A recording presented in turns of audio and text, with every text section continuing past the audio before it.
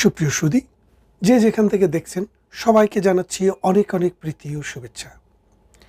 বাংলাদেশের কালকের ঘটনা দেখার পর গতকাল বাংলাদেশে ৭১ মঞ্চের যে মুক্তিযোদ্ধা, সাংবাদিক, বিশ্ববিদ্যালয়ের প্রফেসর, তাদেরকে দেখার পর আপনারা, আমার মনে হয় এখন আর কোনো দ্বিধায় নেই যে বাংলাদেশটি একটি জঙ্গি আক্রমণের শিকার হয়েছিল গত বছর ২০২৪ সালের আগস্ট মাসে।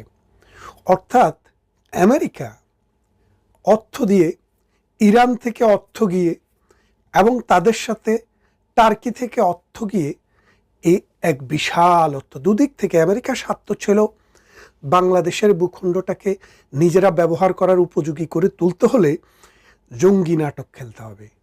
আর টার্কি এবং ইরান, তাদের স্বার্থ হলো তারার মতো আরও কিছু মৌলবাদী দেশ পৃথিবীতে সৃষ্টি করতে হবে।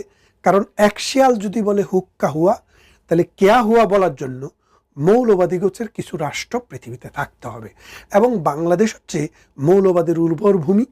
পাকিস্তানের পাশাপাশি এই রাষ্ট্রটিকে প্যারালাল করে রাখা।